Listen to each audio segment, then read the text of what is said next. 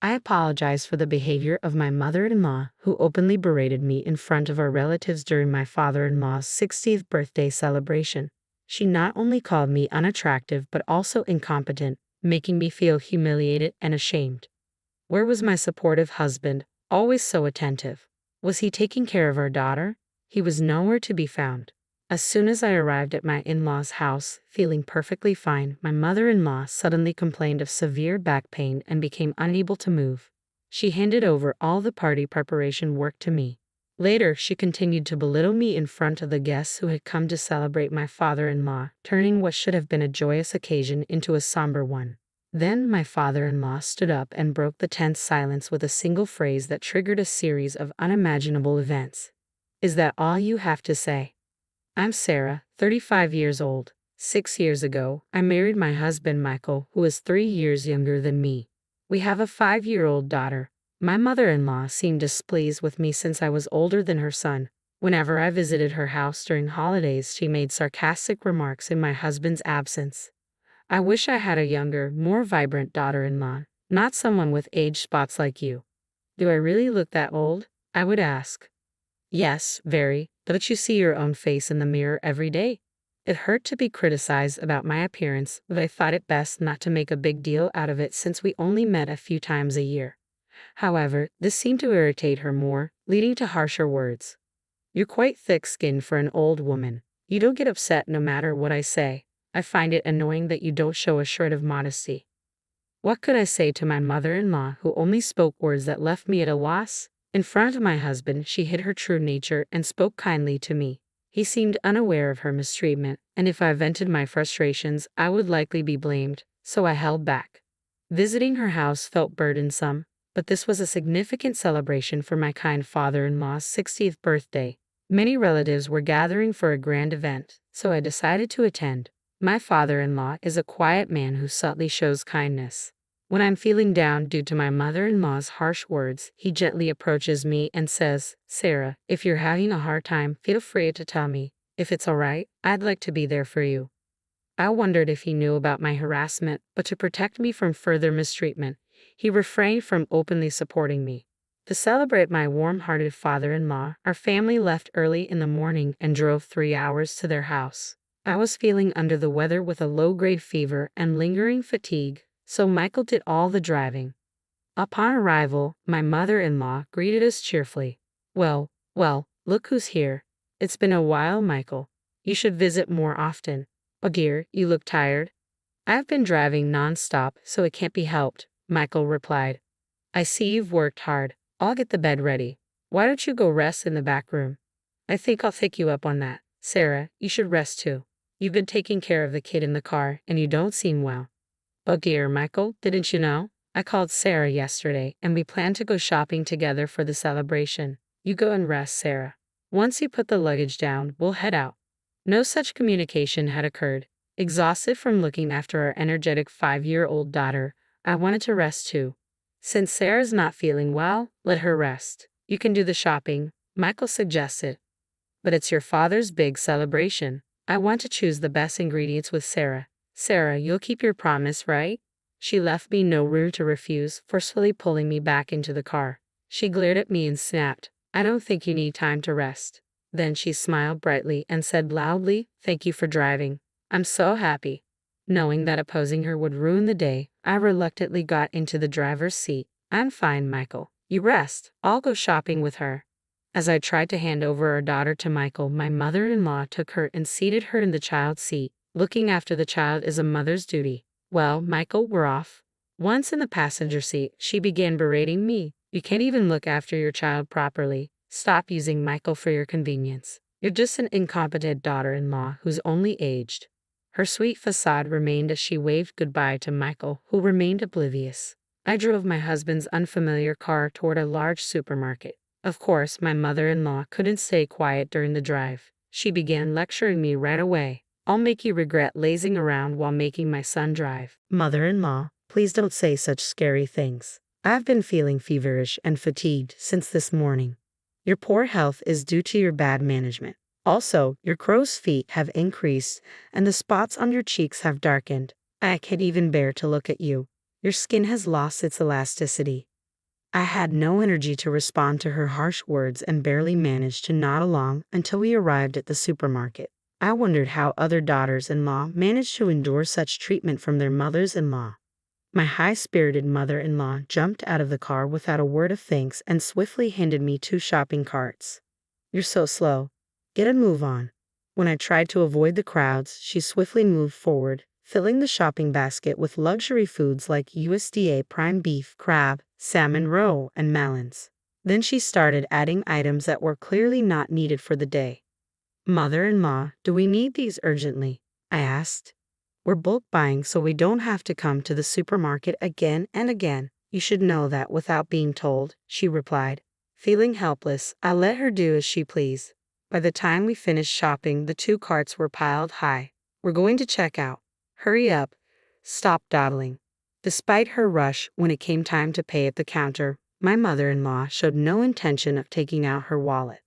"Mother-in-law, the payment," I began, but with her arms folded, she didn't move an inch. "You should pay for everything," she said coldly. "Excuse me," I stammered. "As a wife, it's your duty to entertain your husband's father. Don't be stingy and just pay." I ended up having to pay a total of $300 at the cash register to avoid making a scene. Not having any cash on me, I paid with my credit card. As a part-time worker trying to raise a child, this was a significant blow to my finances. To make matters worse, I had brought $300 as a birthday gift for my father-in-law's 60th birthday, but I couldn't use that now. This expense meant I would have to cut back even more on our living costs in the future, and the burden that was already heavy became even heavier. I wondered how I should tell this to Michael. If I reported it, my mother-in-law might cause a fuss. During the car ride home, she kept hurling insults at me. It was almost impressive how many different ways she could insult me. By the time we arrived home, my husband was still asleep, probably due to exhaustion. Upon seeing this, my mother-in-law smiled slightly and began to take advantage of me. "After you put away the groceries, go weed the garden right away. Please, can I rest a bit?" I pleaded. "You have no right to defy your mother-in-law. This is the consequence of making Michael drive alone." "So this is what you want," I murmured. "If you have time to move your mouth, just go and move your hands. Hurry up. We're short on time." After weeding, cleaned the bathroom and the toilet. Despite the unfairness of the situation, I had no choice but to endure it for the day. I weeded the garden and then cleaned the grimy, yellow-stained bathroom and toilet. I thought that once the 60th birthday celebration was over, I wouldn't have to see my mother-in-law for a while. My husband woke up just as I had finished cleaning and looked surprised to see me. "Sarah, are you okay? If you're not feeling well, don't overwork yourself. Take a break now." "Thank you. I'll take you up on that offer." As I was about to lie down, my mother-in-law suddenly let out a loud yell, clutching her back. Although she had been lively just moments before, she started complaining about sudden back pain. My mother-in-law, who always presented a gentle demeanor in front of my husband, suddenly let out a weak voice. "This is troublesome. My back hurts so much I can't do anything. My chronic back pain has flared up again. I won't be able to cook before the relatives gather. Sarah, you're my only hope." "But, oh, what should I do?"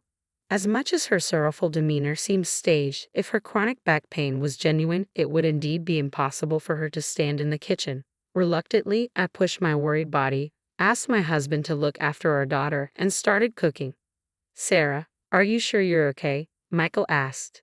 "I'm fine. I always cook, remember?" I put on a brave front for my husband, but my body was already fatigued. Yet it was an important day for my father-in-law, and I felt that I couldn't afford to take a break. My head was spinning, and somehow the smell of food was making me sick, but I had to keep going for my father-in-law. After I managed to finish cooking, my father-in-law came into the kitchen to check on me. "You've worked hard. Thank you for preparing all this food." "Not at all. It's for you. Please enjoy it later." After that, the relatives started gathering one after another, everyone wishing my father-in-law well, creating a lively atmosphere. As we finished the toast and were about to start eating, my mother-in-law started saying something shocking. "I'm sorry, everyone, but due to my chronic back pain flaring up on this important birthday celebration, the food was all cooked by my daughter-in-law. I apologize for the unappetizing food made by my unattractive daughter-in-law." Both my father-in-law and husband froze at my mother-in-law's sudden outburst. My daughter-in-law is not only unattractive, but she's also clumsy. A total failure. It's truly pitiful. Ouch. My mother-in-law exaggeratedly rubbed her back, continuing to disparage me. She's so clumsy that without my support, she can't do anything. I wonder if she can even take care of her own child. I'm so worried about whether Michael can manage with such a woman as his wife. What was supposed to be a festive atmosphere quickly turned gloomy, resembling more of a wake than a celebration. My usually supportive husband, who was supposed to be looking after our daughter, was nowhere to be found. At that moment, my father-in-law, who had been sitting quietly, suddenly stood up. Is that all you wanted to say? Ha! Seems like it. Maybe we should kick out the useless one then. Following his words, my husband entered the room holding our daughter and a suitcase, his face unusually stern. Dad, as you said, I've packed her stuff. My mother-in-law smiled at the sight, seemingly pleased. Sarah, looks like you're getting kicked out. But to her surprise, my husband handed the suitcase to her. What? My father-in-law's booming voice added the final blow. Take that and get out of this house right away. Although she seemed unable to comprehend what was happening, my mother-in-law quickly understood the situation. Why should I be the one kicked out? It's Sarah who's useless. The bathroom is always covered in mold, the toilet left dirty, and you call Sarah useless when you barely cook anything, not to mention how harshly you've been treating her. I've had enough. It's the mother-in-law's duty to discipline the daughter-in-law. I was only pointing out her shortcomings. Discipline? What era do you think we're living in? Realizing that her angry father-in-law wouldn't take her side, my mother-in-law turned to her usual theatrics and began crying to my husband. Michael, don't misunderstand. We might need to take care of your father someday, right? So I was teaching Sarah how to be a good wife. As tough as that was. Take care of him. That's a laugh. I won't be fooled by you anymore. You've just been bullying Sarah. Even today, despite feeling unwell, she came along to celebrate Dad's 60th birthday. Sarah volunteered to celebrate, didn't she? Don't lie, you also made her pay for the groceries, didn't you? I found the receipt from today in her bag when she was trying to take out candies for our daughter. It shows that Sarah paid with her credit card. I just asked her to pay because I didn't have any cash on hand. I was planning to pay her back honestly. Really? If I hadn't noticed, you would have just kept quiet. I've turned a blind eye to the common mother-in-law and daughter-in-law issues, but you're going too far. I'm fed up with living with a spiteful old woman. Seeing my husband and father-in-law turn away from her, my mother-in-law began to blame me with all her usual theatrics, tears streaming down her face. No, I haven't said anything, but it's a fact that you've been bullying me, isn't it? For the sake of my father-in-law and my husband, who had gone to great lengths for me, I gathered the courage and spoke the truth for the first time. I would no longer let my mother-in-law have her way. That's right, we heard about it from Mia. We also know about the nasty comments you made about Sarah at the supermarket and in the car. Afterwards, you made Sarah do all the weeding and cleaning the bathroom and the toilet. Yeah, Grandma was mean to Mommy. She made her clean a lot of places. You can't trust what a child says. Maya doesn't lie. Let's check the dash cam footage. That should clear everything up. Michael, could you do that? Good idea, Sarah. I'll do that right away. What? What is that? Ignoring his mother's question, Michael went to the car parked outside, started the engine, and began playing the dash cam footage. The latest device, which could also record the inside of the car, was installed, so even facial expressions were clear. Ah, it's showing she was saying these things. I'm shocked. Everyone come over here and watch this. Relatives who had followed to see what was happening all checked the footage. Upon doing so, they began to comment. This is terrible indeed. Wow, this is the worst.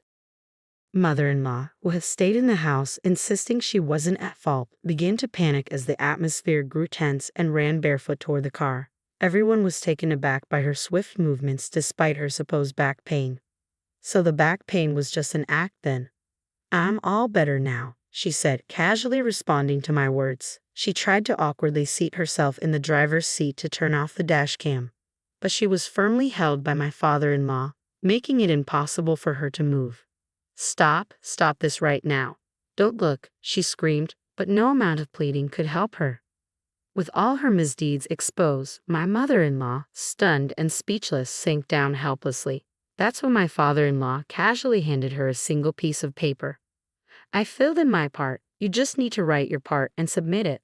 What? Isn't this a divorce form? I had it prepared just in case. I never thought I'd have to use it. Don't have her cross my doorstep again. Wait a minute. I promise to stop. I promise. Sarah, please forgive me. The sight of my mother-in-law begging for forgiveness with tears in her eyes was truly pitiful, but this too was likely an act. I firmly pushed my mother-in-law away. You let the cat out of the bag about bullying your daughter-in-law. In the end, I will never forgive you. You might want to leave before the neighbors gather around. Oh no, this is terrible. The commotion attracted the attention of neighbors who watched from a distance. Perhaps not wanting to make a scene, she promptly took the divorce form and suitcase, and her supposed back pain was nowhere to be found. She rushed out of the garden. The villain had been dealt with, but our home filled with guilt. I'm sorry for all this during your 60th birthday celebration, Dad. When I earnestly apologized, he responded, Sarah, you did nothing wrong. I'm sorry for all the trouble we've caused. Let's start over. My father-in-law smiled, and the relatives also watched with kind expressions. Later, they praised the dishes I had prepared and ate heartily. At that moment, all the fatigue seemed to fly away. Thus, we celebrated my father-in-law's 60th birthday in a grand manner. My mother-in-law, who was initially reluctant to agree to the divorce, eventually agreed, and they divorced amicably. It was also revealed that she had been misappropriating funds from my father-in-law's account, and she was ordered to repay $10,000 that she had spent recklessly. Unable to find work due to her lack of experience, she now works as a janitor in an office building late at night. With barely any money left, she lives in a rundown apartment that's seen better days. On the other hand, I found out that I was pregnant with my second child. It seemed that the feeling of discomfort I had earlier was due to my pregnancy. 5 months have passed since then, and my husband Michael has been very caring. The ultrasound revealed that we're expecting a boy. Both Michael and my father-in-law are looking forward to his arrival, already excited. My father-in-law sent over blue baby clothes. My adorable daughter is overjoyed at the thought of having a younger brother and practices taking care of a baby with her dolls every day. Watching her gives me immense happiness.